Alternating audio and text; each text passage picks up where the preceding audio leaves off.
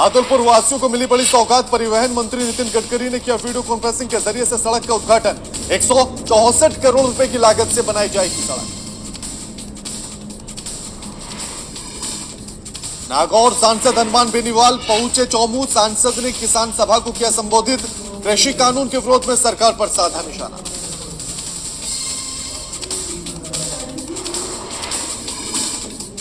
आपदा में वॉलीबॉल प्रतियोगिता का हुआ समापन। रात्रिकालीन वॉलीबॉल प्रतियोगिता में रोचक हुए मुकाबले। रजत कुंटल हरजी ने जीत की हासिल। रागपुरा पुलिस को मिली की बड़ी कार्रवाई। अवैध हथियार बनाने वाले कारखाने का किया खुलासा। एडिशनल एसपी ने प्रेस वार्ता कर दी जानकारी।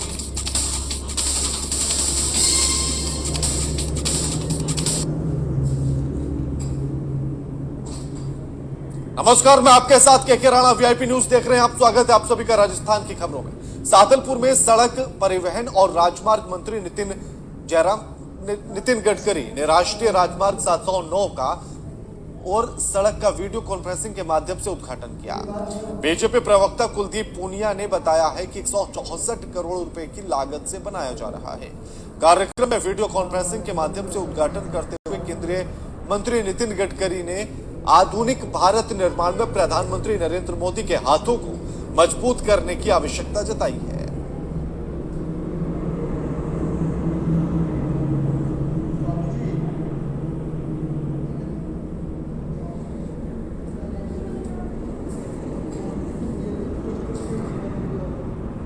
मेवाड़ की फाबनधरा में गिरवा की पहाड़ियों में महाराणा उदय सिंह के द्वारा 1559 ईस्वी में स्थापित उदयपुर झीलों की नगरी के आहड़ में स्थित महाराणाओं की छतरियों के लिए ये खास रिपोर्ट देखिए हिमांशु वैष्णव के साथ।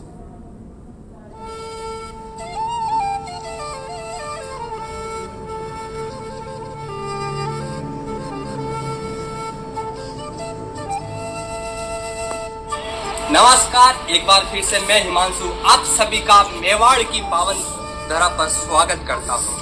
हम पहुँच चुके हैं झीलों की नगरी, जी हाँ, लेक सिटी उदयपुर। यहाँ के इतिहास के बारे में हम जानेंगे। उदयपुर का इतिहास बहुत ही प्राचीन इतिहास जाना जाता है। जैसे कि राजस्थान में इतिहास का नाम लिया जाता है तो मेवाड़ का इतिहास सर्वप्रथम लिया जाता है। तो आज हम पहुँच चुके हैं उदयपुर के आहड़ जगह पर, जहाँ से हम जानेंगे कि यह क्यों विश्व स्तर पर प्रसिद्ध है इसके बारे में। तो जिस स्थान पर हम पहुंच चुके हैं वो आहड़ लगभग पिछोला झील से लगभग 7 से 8 किलोमीटर दूरी पर स्थित है। इम्पोर्टेंस के बारे में हम बताएंगे कि इसमें क्या खास चीज है। जैसा कि आप मेरे पीछे देख रहे हैं कि एक छतरी बनी हुई है। पहले के समय जब महाराणा प्रताप की 1597 में मृत्यु हुई थी तो यहाँ उनकी मृत्यु हुई थी, वही उनकी छतरी बनी हुई है। पर लेकिन जब उनके पुत्र महाराणा अमर सिंह प्रथम की मृत्यु हुई थी तो उनकी मृत्यु के बाद यहाँ जहाँ उनका अंतिम संस्कार किया गया था उस स्थान पर छतरी बनाई गई थी। तो जैसा कि आप देख रहे हैं मेरे पीछे महाराणा अमर सिंह प्रथम की छतरी बनी हुई है। यह आहड़ में प्रथम छतरी थी जहाँ महाराणा का अंतिम संस्कार किया गया। जो छतरी बनी हुई है वो हम देखते हैं कि इसके अंदर गुम्बद बने हुए थे और गुम्बद के ऊपर बहुत ही अच्छी नक्काशी के अंतर्गत इसको बनाया गया है।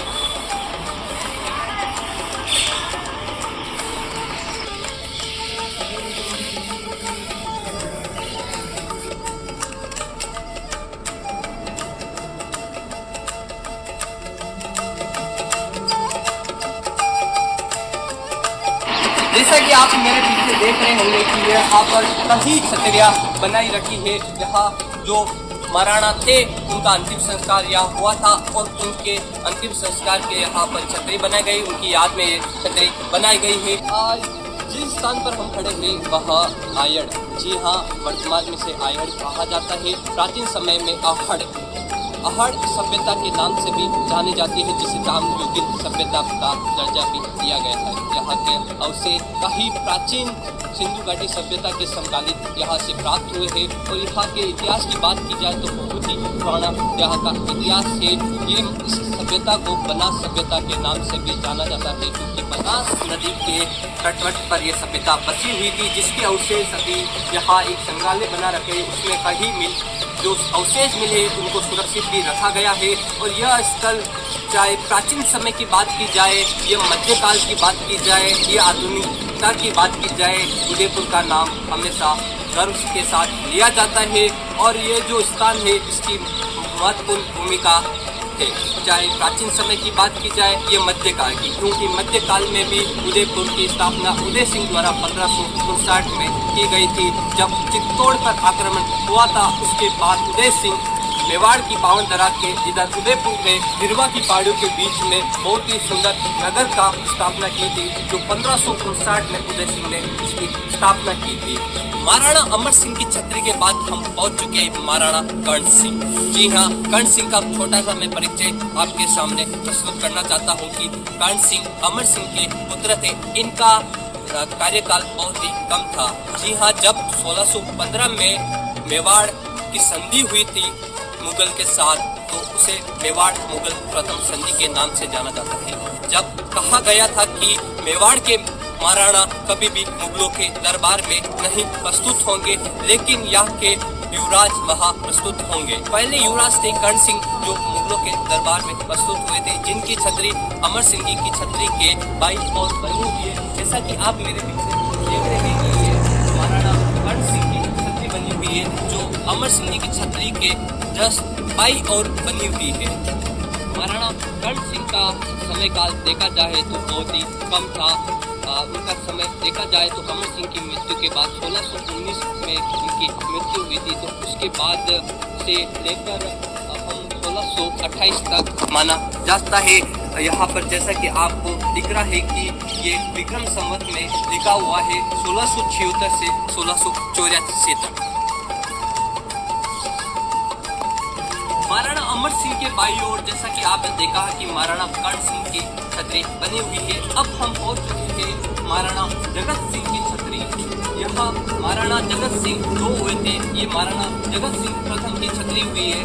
उनका अगर हम कार्यकाल देखें तो यहाँ जैसा कि लिखा हुआ है पर 1684 से लेकर 1709 तक का समय रहा। ये विक्रम संवती है।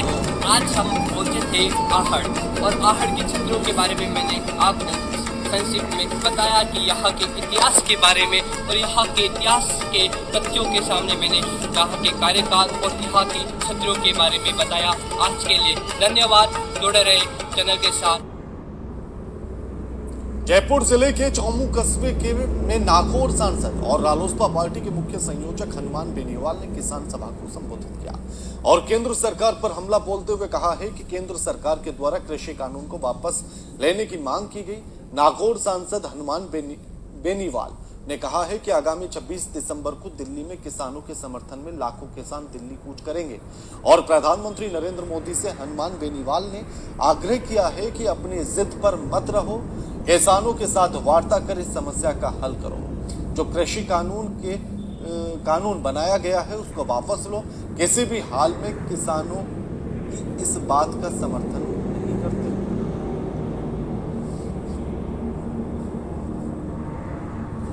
मेरा एक ही संदेश है, देश के किसानों को चिंता करने की आवश्यकता नहीं। राजस्थान के किसान, उनके भाई 2 लाख से ज्यादा संख्या में 26 तारीख को उनके समर्थन में आ रहे हैं सोशल मीडिया के माध्यम से, और 12 तारीख को हमने व्यक्तिगत 15,000 लोगों के साथ राष्ट्रीय लोकतांत्रिक पार्टी ने दिल्ली कूच किया था। शाहजहांपुर बॉर्डर पे हरियाणा और दिल्ली की पुलिस ने हमें रोका। उस समय देश के गृह मंत्री जी ने भरोसा दिलाया कि 7 दिन में हम समस्या का समाधान करेंगे, और उनके भरोसे पे हमने आंदोलन को समाप्त नहीं किया, डेफर किया 7 दिन के लिए। इस खबर पर हमारे साथ हमारे संवाददाता डीके कुमावत फोन लाइन पर जुड़ गए हैं। डीके, रालोसपा पार्टी भी अब खुलकर सामने आ चुकी है और विधायक साहब ने कहा है कि इस कानून को वापस लेना होगा केंद्र सरकार को, और किसानों का समर्थन करने के लिए वो दिल्ली भी जा रहे हैं। ठीक है, बताना चाहूंगा, चौमू कस्बे में प्राचीन गणेश मंदिर के बाहर नागौर सांसद और रालोपा पार्टी के मुख्य संयोजक हनुमान बेनीवाल ने किसान सभा को संबोधित किया और केंद्र सरकार पर हमला बोलते हुए कहा कि केंद्र सरकार द्वारा 3 कृषि बिलों को वापस लेने की मांग की गई है। नागौर सांसद हनुमान बेनीवाल ने कहा कि आगामी 26 दिसंबर को दिल्ली में किसानों के समर्थन में लाखों किसान दिल्ली कूच करेंगे और प्रधानमंत्री नरेंद्र मोदी से हनुमान बेनीवाल ने आग्रह किया है कि वो अपनी जिद पर मत रहो, किसानों के साथ वार्ता कर इस समस्या को हल करो। ठीक है, क्या लगता है डीके के बीच का रास्ता निकल जाएगा या फिर दोनों में से किसी एक को झुकना होगा, केंद्र सरकार को और या फिर किसानों को? बिल्कुल बीच का रास्ता निकल जाएगा सर। शुक्रिया आपका डीके हमारे साथ ये तमाम बातचीत करने के लिए।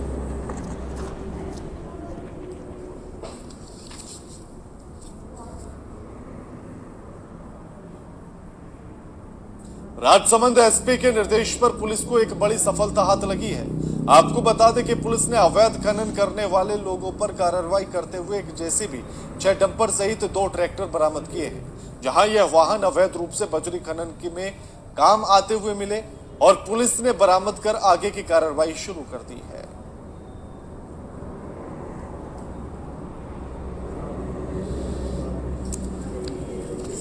खनन और अन्य अवैध गतिविधियों पर लगाम लगाने हेतु टीम का गठन किया गया। मेरे नेतृत्व में और श्री पूरण सिंह जी पुलिस निरीक्षक के सहयोग से थाना स्तर पर टीम का गठन करके अवैध बजरी खनन के विरुद्ध अभियान चलाकर कार्रवाई की गई, जिसके तहत 1 एलएनटी मशीन, 1 जेसीबी, 2 ट्रैक्टर और अब तक 6 डंपर जब्त किए जा चुके हैं। इस खबर पर हमारे साथ हमारे संवाददाता हस्तीमल साहू फोनलाइन पर जुड़ गए हैं। हस्तीमल, पुलिस को एक बड़ी सफलता हाथ लगी है जहां अवैध खनन करते हुए डंपर और ट्रैक्टर बरामद किए हैं पुलिस ने। जी सर। आखिर किसकी शय पर चल रहा था ये पूरा कारोबार? जी सर, मैं बता दूं कि राजसमंद जिला पुलिस अधीक्षक के निर्देश पर नादौरा पुलिस को एक बड़ी सफलता मिली है, जिसमें प्रशिक्षु डिप्टी नौपराम बागर नादौरा पुलिस के सहयोग से अवैध बजरी खनन पर कार्रवाई करते हुए बनास नदी में चल रहे एलएनटी मशीन, 1 जेसीबी, आधा दर्जन डंपर, 2 ट्रैक्टर जब्त किए। इसके बाद पुलिस ने खनन विभाग को कार्रवाई के लिए सूचित कर दिया गया है। जब्त किए सभी वाहनों को नादौरा थाना पुलिस आगे की क्या कुछ कार्रवाई करने की बात कह रही है?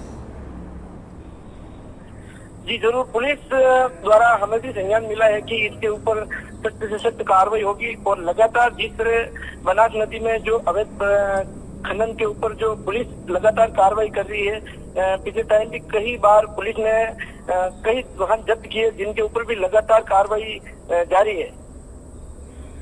पुलिस के हाथ जो आज ये एक बड़ी सफलता, बड़ी कामयाबी लगी है, क्या माना जाए कि इसका प्रभाव पड़ेगा और खनन पर रोक लगेगी? हाँ, बता दूं कि पिछले कई टाइम से जो पुलिस ने लगातार जो शिकंजा करता है अवैध बजरी खनन के ऊपर, तो उसके बाद बनास नदी में लगभग कुछ कमी हो रही है, लेकिन कुछ लोग जो अब तक भी नहीं मान रहे, उसके ऊपर राजसमंद पुलिस भुवन भूषण यादव जिला पुलिस अधीक्षक के द्वारा जो लगातार पुलिस को सतर्क किया जा रहा है कि अवैध बजरी खनन ना हो।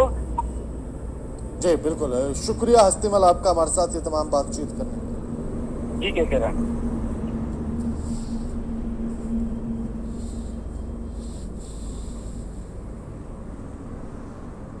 राजसमंद के गोमती से ब्याहवर तक बनने वाले 4 लेन मार्ग पर वर्चुअल शिलान्यास केंद्रीय सड़क परिवहन मंत्री नितिन गडकरी ने किया।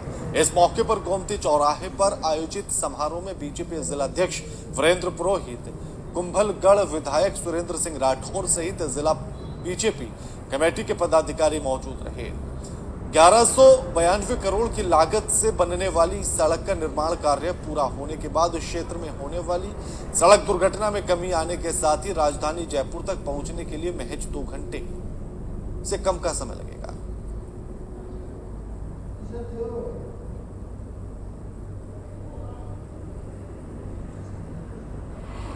माननीय प्रधानमंत्री जी नरेंद्र मोदी जी एवं सड़क परिवहन मंत्री जी नितिन गडकरी जी का बहुत बहुत आभार प्रदर्शित करता हूं कि 8 वर्ष से यह जो रोड का काम अटका हुआ था, कहीं अटकलें थी, कहीं उसमें रोडे थे, उन सबको दूर करके आज हमको बहुत बड़ी सौगात दी। इसलिए हम केंद्र के बहुत बहुत आभारी हैं।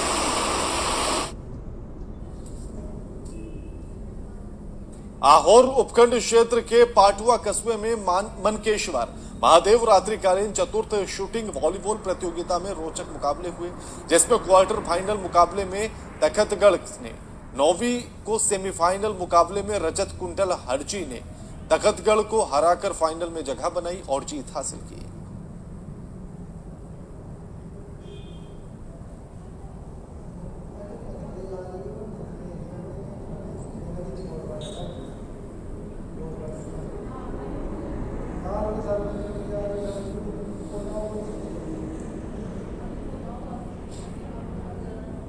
मुरादनगर क्षेत्र के प्रागपुरा थाना पुलिस को एक बड़ी सफलता हाथ लगी है। पुलिस ने प्रागपुरा थाना इलाके के ग्राम पंडितपुरा में अवैध हथियार बनाने के अवैध कारखाने का भांडाफोड़ कर भारी मात्रा में अवैध हथियार बनाने की सामग्री जब्त की है। एडिशनल एसपी कोटपुतली रामकुमार कसवा ने बताया है कि सर्किल ऑफिसर दिनेश यादव और प्रागपुरा थाना अधिकारी ब्रजेश ज्योति उपाध्याय आईपीएस के सुपरविजन में प्रागपुर थाना क्षेत्र में अवैध हथियार बनाने के कारखाने की सूचना प्राप्त हुई थी, जिस पर प्रागपुरा थाना अधिकारी ने विशेष टीम के साथ जाकर पंडितपुरा गांव में सुरेश जांगिया के मकान पर दबिश दी, जहां पुलिस को देखकर आरोपी भागने लगा। मकान का निरीक्षण करने पर एक कमरे में अवैध हथियार बनाने की भारी मात्रा में सामग्री बरामद हुई।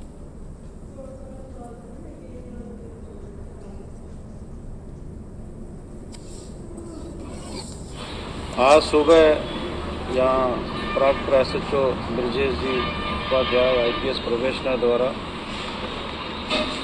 मुखबिर की सूचना पर यहाँ से पावटा के पास में पंडितपुरा गांव है, वहाँ पे रेड की गई।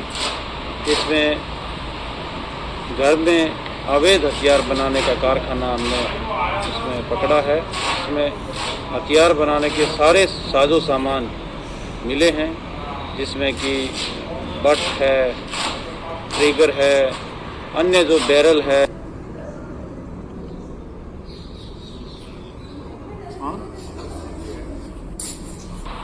इस खबर पर हमारे साथ हमारे संवाददाता ललित किशोर शर्मा फोन लाइन पर जुड़ गए हैं। ललित, पुलिस को एक बड़ी कामयाबी हाथ लगी है, जिसमें अवैध हथियारों बनाने वाली अवैध फैक्ट्री का भांडाफोड़ किया है। पूरी जानकारी क्या कुछ है ललित? जी सर, मैं बताना चाहूंगा सर, विराटनगर विधानसभा क्षेत्र के प्रागपुरा थाना पुलिस ने अवैध गतिविधियों की रोकथाम के लिए विशेष अभियान के अंतर्गत प्रागपुरा थाना इलाके के ग्राम पंडितपुरा में अवैध हथियार बनाने के अवैध कारखाने का भंडाफोड़ कर भारी मात्रा में अवैध हथियार बनाने की सामग्री जब्त की है। आखिर क्या कुछ पुलिस आगे की कार्रवाई करने की बात कह रही है और जो आरोपी गिरफ्तार हुआ है उससे क्या कुछ जानकारी हासिल हुई है ललित? जी sir, additional SP Kotputli Ramkumar Kasba के नेतृत्व में प्रागपुरा थाना अधिकारी ब्रजेश ज्योति उपाध्याय के सुपरविजन में प्रागपुरा थाना क्षेत्र में अवैध हथियार बनाने के कारखाने की सूचना मिली थी सर। शुक्रिया ललित, आपका हमारे साथ ये तमाम बातचीत करते हैं।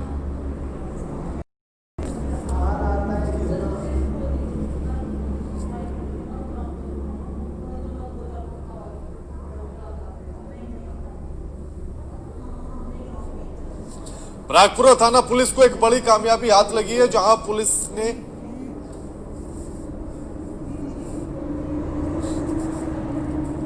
और पुलिस के हाथ एक बड़ी कामयाबी लगी है, जिसमें पुलिस ने एक अवैध फैक्ट्री का भांडाफोड़ किया है जो हथियार बनाती थी।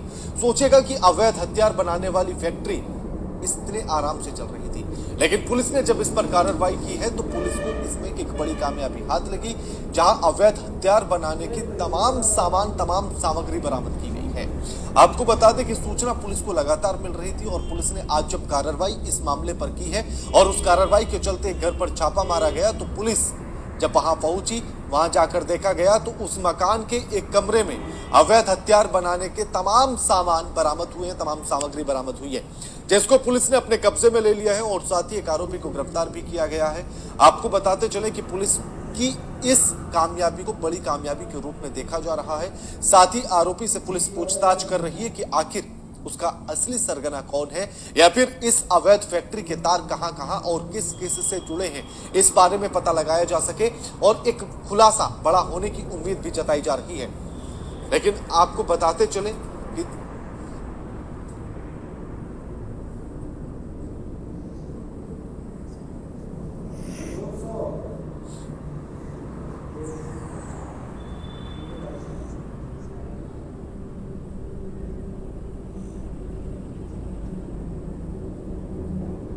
ये तस्वीरें देखिए आप, आपके टीवी स्क्रीन पर ये तस्वीरें हैं जहां सामान बरामद हुआ है और ये जो तस्वीरों में आपको नजर आ रहा है ये आरोपी, ये वही आरोपी है जिसको मौके से गिरफ्तार किया गया।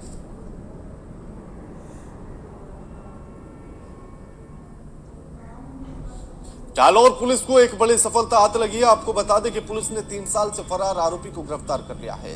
पुलिस का कहना है कि आरोपी चोरी के मामले में वंचित चल रहा था, जिसमें 4 आरोपियों की पहले ही गिरफ्तारी हो चुकी है और पुलिस ने आरोपी के ऊपर 2000 रुपए का जुर्माना भी बोल दिया था। पुलिस ने आरोपी को गिरफ्तार कर आगे की कार्रवाई करना शुरू कर दिया है।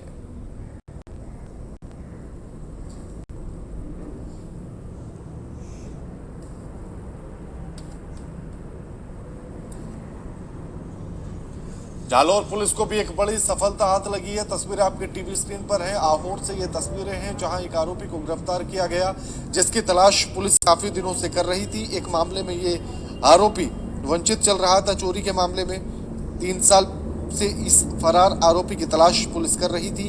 4 आरोपियों को पुलिस पहले भी गिरफ्तार कर चुकी थी इसी मामले में और एक ये आरोपी फरार था। इस खबर पर हमारे साथ हमारे संवाददाता संजीव कुटल फोन लाइन पर जुड़ गए हैं। संजीव, पुलिस के हाथ एक बड़ी कामयाबी लगी है कि 3 साल से जो फरार आरोपी चल रहा था चोरी के मामले में, आज वो गिरफ्तार हो गया है। पूरी जानकारी क्या कुछ है संजीव? सर ठीक है जी, आपको बताना चाहूंगा कि जालौर जिले के बादनबाड़ी निवासी उदय सिंह राजपूत ने 15 नवंबर 2017 को एक आहोर थाने में रिपोर्ट दर्ज करवाई थी कि किसी अज्ञात चोरों ने मेरी अलमारी तोड़ कर 3,12,000 व एक सोने की अंगूठी चुरा ली है जी। तो आहोर पुलिस ने भारतीय दंड संहिता में धारा 457, 380 में मुकदमा दर्ज कर छानबीन चालू की, जिसमें 4 आरोपी रमेश पुत्र पन्नालाल, प्रेमाराम पुत्र ईश्वरलाल, दिनेश पुत्र लालाराम, नरपत पुत्र भूलाराम, जो बादनबाड़ी निवासी उदय सिंह जिसके घर पे चोरी हुई थी उसी गांव के थे, इनको पहले ही अरेस्ट कर लिया था। उनकी गिरफ्तारी कर 1,17,000 वह घटना में प्रयुक्त वाहन जो बाइक काम में ली गई थी उसको जब्त कर इन चारों के खिलाफ आरोप पत्र न्यायालय में पेश कर लिया था। आगे पुलिस क्या कुछ कार्रवाई करने की बात कह रही है संजीव? ठीक है, मैं आपको बताना चाहूंगा कि इन चारों के अलावा 2 शातिर नगबजन इनके साथ में थे, अश्विन कुमार ब्राह्मण और जफराराम देवासी जी। थानाधिकारी से जानकारी में मालूम हुआ कि उन्होंने बताया कि मुझे सूचना मिली कि जफराराम जो 3 साल से भी ज्यादा की फरारी काट रहा था जी। तो सूरत में मिले होने की जानकारी थानाधिकारी को मिली, तो थानाधिकारी घेरू सिंह की एक विशेष टीम ने तकनीकी सहयोग से हेलो बिल्कुल बिल्कुल बिल्कुल शुक्रिया संजीव आपका हमारे साथ ये तमाम बातचीत करने के लिए।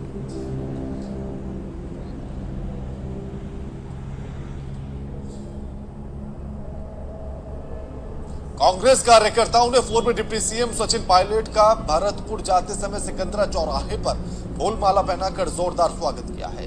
वहीं उत्साहित कार्यकर्ता बाजे की धुन पर नाचते हुए भी नजर आए। युवाओं ने Sachin Pilot I love you और महिला एवं बाल विकास मंत्री ममता भूपेश हाय हाय के नारे लगाए गए। स्वागत के दौरान हाईवे पर वाहन की लंबी लंबी कतारें लग गई। इस दौरान कांग्रेस के जिलाध्यक्ष समेत अन्य कार्यकर्ता मौजूद रहे।